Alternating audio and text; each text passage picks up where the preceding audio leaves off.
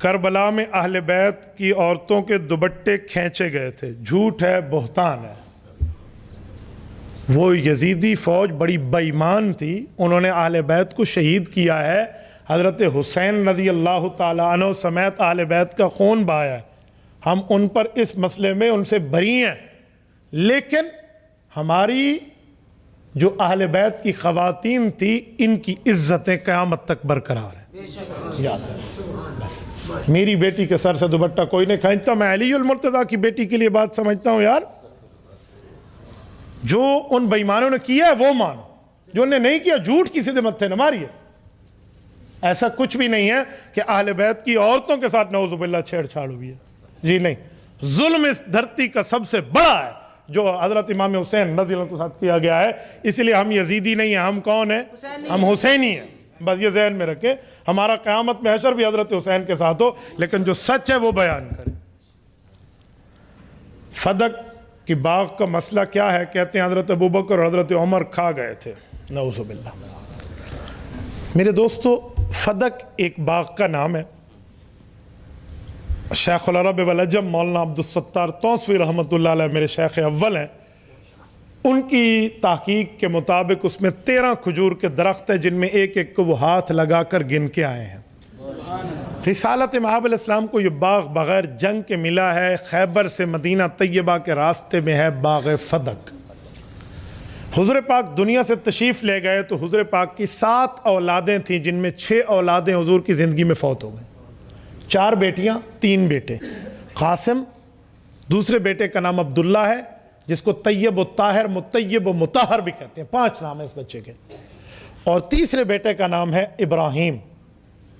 یہ بھی بتا دوں کہ دوسرے بیٹے کے 5 نام کیوں ہیں، کیونکہ قاسم اعلان نبوت سے پہلے پیدا ہوئے ہیں اور عبداللہ اعلان نبوت کے بعد پیدا ہوئے ہیں، اسی لیے عبداللہ کا طاہر و طیب و اطہر و مطہر نام ہے کہ پاکیزہ زمانہ تھا کہ نبوت کا اعلان ہو چکا، اس لیے ان کے نام میں اتنی بات ہے صفات میں۔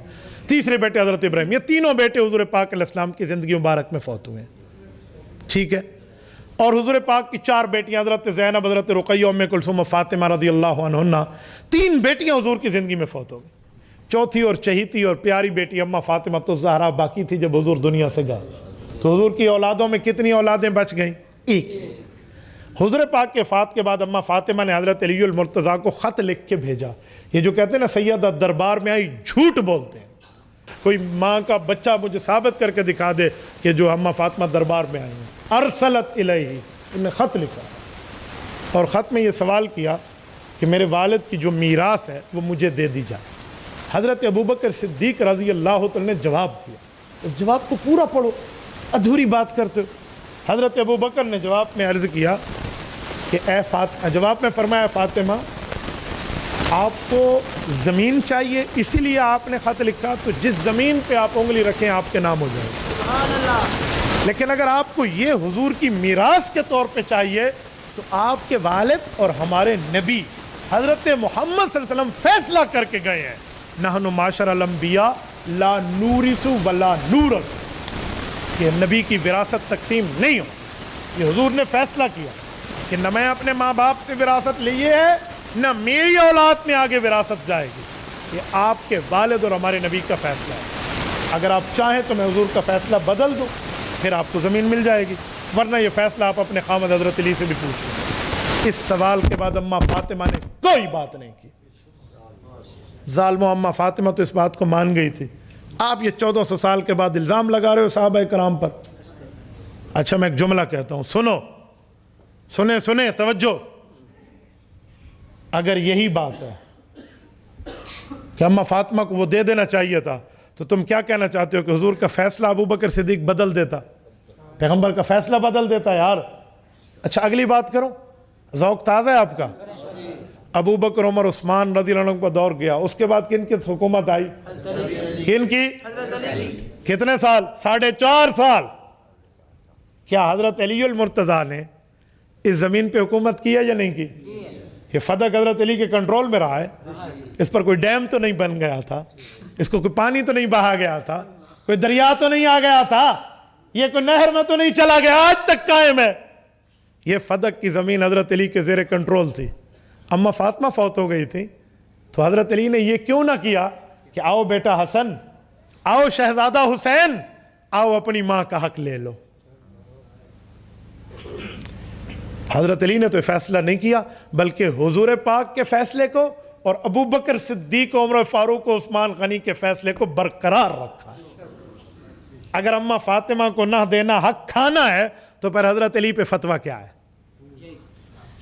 تیسری بات، جب حضرت علی المرتضیٰ شہید ہو گئے سن 40 ہجری، 21 رمضان سن 40 ہجری، پھر حکومت کس کی آئی؟ حضرت حسن رضی اللہ تعالیٰ عنہ. امام حسن آئے یا نہیں آئے؟ سربراہ مملکت بنے یا نہ بنے؟ ہاں، حضرت امام حسن نے یہ زمین خود اپنے نام کیوں نہیں کرائی؟ میری ماں کا حصہ ہے، مجھے بتا دیں. اور اس کے بعد 6 ماہ کے بعد حضرت حسن نے حضرت معاویہ سے صلح کی اور حکومت جا کے حضرت معاویہ کو دی. اس لیے کہتے ہیں حضرت حسن تیرے چہرے پہ نوری جمال ہے، تو نے کیا میرے معاویہ سے صلح، یہ تیری کمال ہے. ہم اہل سنت والجماعت کرتے ہیں تیری تائید، تو نبی کا نواسا علی کا لال ہے. جس دن سے تو نے صلح کی پھر جنگ نہیں ہوئی، تیری صلح بحال ہے، تو علی کا لال ہے. امام حسن نے جب صلح کی اور ان میں جتنی شرطیں لکھی حضرت معاویہ نے مانی، ان میں ایک شرط بھی یہ نہیں تھی کہ میری ماں والا حصہ ہمیں دیا جائے. تو اس کا معنی ہے جو عقیدہ ابو بکر کا ہے، جو فیصلہ عمر کا ہے، جو فیصلہ عثمان اور عثمان کا ہے، وہی فیصلہ حضرت علی کا ہے، امام حسن کا، امام حسین کا. یہ جب بات میں نے کی نا تو ایک ظالم نے مجھے کہا کہ جو اہل بیت کہا کہ ایک مرتبہ چھین لیا جائے نا پھر اہل بیت واپس نہیں لیتے. میں نے کہا ایک منٹ، دروغ گورا حافظہ نہ باشد. جو پاگل ہوتا ہے نا، جھوٹ بولتے ہیں، اس کا حافظہ نہیں ہوتا. تو جب اہل بیت نے نہیں لینا پھر تجھے کیڑی خارش پئی ہوئی ہے بینو دے دو؟ تجھے کیا مسئلہ ہے؟ پھر تیرا دماغ خراب ہے، عقل سے بات کیا کر. یہ فیصلہ اس شخص کا ہے جسے محمد الرسول اللہ صلی اللہ علیہ وسلم کہتے ہیں اور اس دھرتی کا سب سے عقل مند انسان. اس فیصلے پہ آپ بات کرتے ہو، تو اس لیے یہ کوئی کھایا بھایا بات نہیں ہے. حضرت مولانا فضل الرحمان صاحب کی سیاست کے بارے میں فرمائیے. لوگ برا کہتے ہیں، وہ کہتے ہیں تو کہتے رہیں. مولانا فضل الرحمان دامت برکاتہم العالیہ اس دھرتی پر 6 لاکھ علماء کا قائد ہے. ہم کراچی سے لے کر خیبر تک لاکھوں علماء اس کی تائید میں، لاکھوں علماء. پورے پاکستان کا ایک پیر طریقت نہیں ہے جو اس کا مخالف ہو، ایک شیخ الحدیث نہیں ہے جو اس کا مخالف ہو، ایک مفتی نہیں ہے جو اس کا مخالف ہو. 4 چوروں کے اختلاف سے اختلافی مسئلہ نہیں بنتا. جو بولتے رہے. اس جیسا پرامن صاحب تدبیر اور مدبر عالم دین آپ کو سیاست اسلامیہ میں نہیں ملے گا. کچھ لوگ کہتے ہیں حضور پاک کی ایک بیٹی سگی تھی، باقی 3 سگی بیٹیاں نہیں تھیں. سنیں، قرآن کریم سورت نمبر 33 سورت نساء آیت نمبر 170. یا ایہا النبی کل ازواجک و بناتک و نساء المؤمنین یدنین علیہن من جلابیبہن ذالک ادنی ان یعرفن فلا یؤذین. قرآن کریم اس آیت میں کہتا ہے نبی پاک میں حکم دے رہا ہوں آپ 3 طبقوں کو یہ حکم سنا دیں. حکم ہے پردے کا. کل ازواجک، زوجہ نہیں، ازواج جمع ہے، آپ خود سمجھتے ہو نا. زوجہ کسے کہتے ہیں؟ ایک بیوی. اور ازواج کئی بیویاں، جمع ہے، پرولر ہے، سنگولر واحد نہیں ہے. کل ازواجک، اپنی تمام بیویوں کو کم سنا دیں.